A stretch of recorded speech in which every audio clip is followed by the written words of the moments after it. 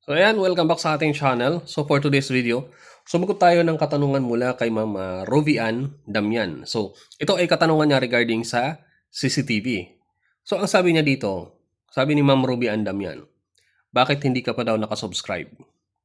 So pero ito talaga yung katanungan niya. Sabi niya, Sir, paano kung naka-off lahat ng monitor at yung DVD ng CCTV nagre-record pa din po ba yun? 2012 model ang CCTV. Please, sana masagot. So, sinagot ko na yung comment niya na to, yung katanungan niya, pero hindi ko alam kung nabasa niya na. Binigyan ko na to ng kasagutan. So, unahin natin. Ang sabi niya, gumagana or nagre-record daw ba kung nakapatay si monitor at saka si DVD. So, ibig sabihin DVD is yung recorder. Ito yung tinatawag ngayon na DVR or NVR, Network Video Recorder or Digital Video Recorder. So, nagre-record pa daw ba yon kung nakapatay? So, kung nakapatay si monitor, kung monitor lang ang nakapatay, hindi ka sigurado, wag kang kampante kasi maaaring sinadya ni may-ari na patayin ang monitor, pagkatanggalin sa saksak ang monitor, pero ang recorder ay gumagana. So, kung ang recorder kasi mayroong maliliit na ilaw lang 'yan. So almost hindi mo mapapansin na gumagana. Pero kung nakita mo naman na talagang nakatanggal sa saksak si recorder, hindi siya nakasaksak sa kuryente, pati si monitor hindi nakasaksak sa kuryente ng mga ilang ano na rin, ilang ilang buwan na rin na hindi siya isinasaksak. So, ah, mga nasa 90% na walang record 'yan. Maliban na lang kung ang ganyang klase ng camera, kasi sabi niya nga 2012 yung model. Mayroon kasing mga klase ng camera na yung mismong camera mayroong slot ng SD card. So, kagaya sa mga lumalabas ngayon na camera, yung kagaya kay Tapo, kay TP-Link, sa mga camera ng TP-Link, sa camera ni Imo, ni V380, may mga camera dyan na po pwede mong i-link dun sa inyong NVR. So, halimbawa, i-connect mo si camera na yan na mayroong slot ng SD card doon kay DVD, yung sinasabi ni ma'am. I-connect mo doon sa recorder. Tapos, kahit na nakapatay ang saksak, hindi nakasaksak sa recorder, or hindi nakasaksak si monitor, basta as long as gumagana yung camera, tapos yung mismong camera ay mayroong memory card, mayroon pa ring record yon. Kung gumagana pa si camera ha, mayroon pa ring record yon, pero hindi nga lang siya kasing tagal ng ng naka-link dun sa NVR, kasi ang NVR mayroon kasi siyang malaking capacity ng hard disk na capable na mag-record ng up to ilang days. Kung SD card lang naman, so let's say yung camera, may nakalagay na SD card, pagkatapos sabihin natin 256 gig. Mga nasa, sabihin na, wala pang isang buwan ang record niyan. Pero, kung sakali na gano'n ang klaseng camera na ginamit niya, hindi rin tayo sigurado kasi wala namang nabanggit si ma'am. Ang nabanggit niya lang is, kung nagre-record kapag hindi na nakasaksak yung kanyang kapag hindi gumagana ang kanyang monitor at saka DVD or yung kanyang recorder. Okay. Pero mayroon ding pangyayari na yung monitor sinasadyang hindi isaksak ng may-ari. Yung iba nga hindi nilalagyan ng monitor para hindi malaman ng kanyang mga empleyado sa kung saang area nakalagay yung camera, or sa kung saan yung camera na functioning. Na-view nila through cellphone na lang. Hindi pinapaalam doon sa kanyang mga empleyado na may kamerang nakakabit. Tapos, mayroon din mga senaryo na yung recorder, maliban doon sa pinapakita nila na recorder na naka-display, mayroon pang backup.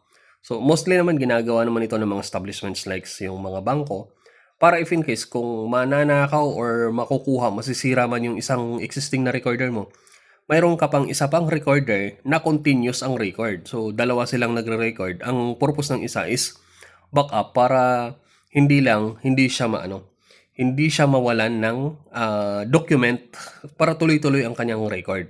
Kahit sabihin na nasira na yung isang device. Mayroon din namang ibang mga senaryo na pinapatay sadya ang monitor. Naka-display ang pinapatay sadya ang monitor. para hindi malaman ng tao, yun nga, na may kamerang gumagana. Kasi mayroon din, andyan din yung instances na i-disable yung camera. So, halimbawa, ang camera is mayroong kamerang naka-install 15. Pagkatapos, since yung camera doon sa may sabihin natin kwarto ng may-ari, may camera doon sa may kwarto ng may-ari, ise-set or ipapaset ni may-ari doon sa installer na i-disable ang view nito. Only lang na ma-view kapag ka maglalagin si may-ari, kapag ka-account niya ang ilalagin. So, ito namang si kasambahay, since akala niya hindi nag-view, dinala yung boyfriend doon, nagbimbangan, ayun, huli. So, mayroong mga ganyang pangyayari na sinasadyang patayin. Pero sa senaryo nga na sinasabi ni ma'am, basta sigurado ka ma'am na walang backup yung recorder, sigurado ka na walang ibang existing na recorder maliban sa nakakabit dyan. Tapos sigurado ka na talagang nakatanggal sa saksak at wala talagang umiilaw. Tingnan mo yung mouse, baliktarin mo yung mouse. Kung umiilaw pa ng pula yan, ibig sabihin gumagana yung recorder mo, patay lang yung monitor. Pero kung talagang nakita mo yung outlet, walang outlet doon sa hindi siya nakasaksak, tanggal siya sa saksakan lahat, yung monitor, yung recorder. So wala talaga siyang record. Pero check mo rin yung camera kasi baka yung mismong camera ang mayroong record. So kahit naman sabihin natin na IP yung kanyang camera, IP based yung kanyang camera. So kahit naman na hindi na gumagana yung DVR, kung mayroon naman siyang memory card na nakalagay doon sa mismong camera, may record pa rin pero hindi siya tatagal. So doon naman sa camera, wag kang kampante kasi 'di ba ang iniisip ng iba, kapag ka may pula yung camera, gumagana yan, kapag ka wala hindi.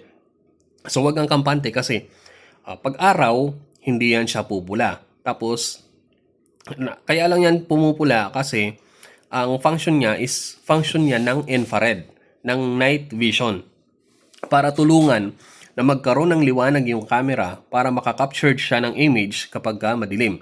So yan ang purpose niyan, yung umiilaw na pula na yan.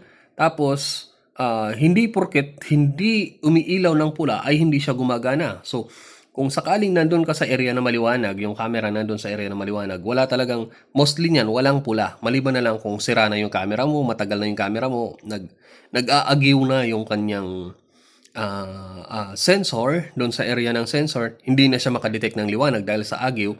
So, kaya iilaw yan ng pula. Kaya ang ginagawa ng mga technician yan, nililinis. Or, mayroon ding ginagawa ng technician dahil minsan sira na si sensor, is tinatanggal, dinidisable si sensor para ang camera gagana pa rin. Ang problema, pagdating ng madilim, hindi na siya nagiging colored, ay hindi na siya nakaka-captured ng maliwanag na kuha. Pagkatapos, yung ibang tao naman mag-iisip na hindi gumagana ang camera kasi hindi nga umiilaw ng pula. So ayun na naman, nagbembangan na naman. Ang masaklap, nahuli. So ayan, hanggang doon lang. Sana nasagot ko yung katanungan niyo, ma'am. Hindi tayo sigurado na walang record dahil hindi natin alam yung camera na ginamit, at saka hindi natin alam kung mayroon pa ba siyang backup na recorder. Pero kung wala naman siyang backup na recorder, tapos yung camera lang naman niya is yung analog, analog lang na klase ng camera, walang slot ng SD card. So sure yan, walang record. Lalo kung nakatanggal sa saksak yung recorder at saka monitor. So ayan lang ha, sana nabigyan ko ng kasagutan yung tanong ni ma'am. At kayo, kung mayroon kayong katanungan, maaari kayong magtanong. Pero bakit hindi yung pa pinipindot ang subscribe? Okay? Hanggang doon lang. Thank you.